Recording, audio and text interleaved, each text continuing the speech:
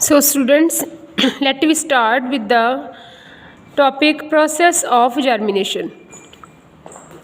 During germination, when the seed receives adequate water, it swells. Germination के दौरान जब seed जो है उसको एडिक्वेट वाटर मिलता है तो ये स्वेल करता है. This leads to the bursting of its seed coat and giving rise to baby plant called seedling.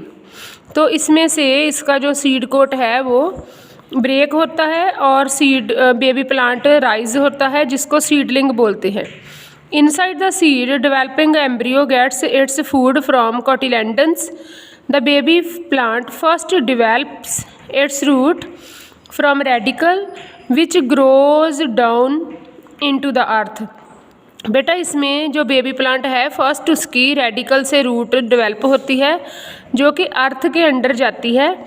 The plumule gives rise to shoot which grows upward. और शूट जो है वो अपवर्ड सनलाइट की तरफ ग्रो करती है.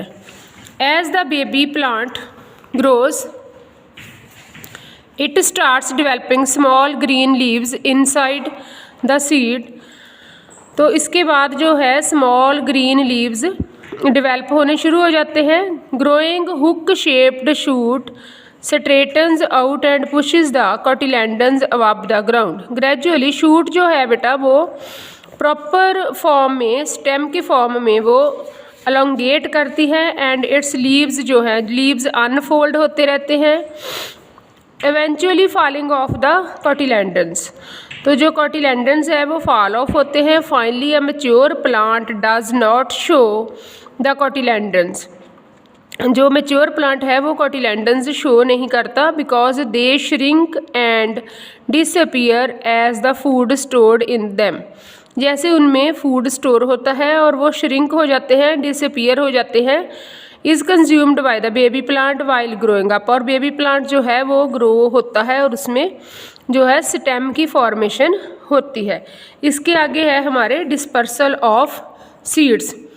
तो डिस्पर्सल क्या है कि जो सीड्स हैं वो कैसे जो एक जो है प्लांट से दूसरे तक कैसे पहुंचते हैं.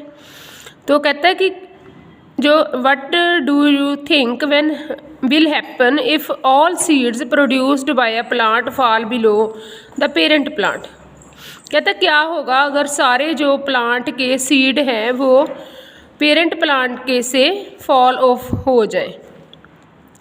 तो बहुत ज़्यादा नंबर में जो प्लांट्स हैं वो ग्रो करना शुरू हो जाएंगे एक स्पेस पे एक प्लेस पे ही. You know that each seed requires proper amount of air. तो आप जानते हो कि एक जो सीड है उसको proper amount air water mineral warmth चाहिए जर्मिनेट के लिए.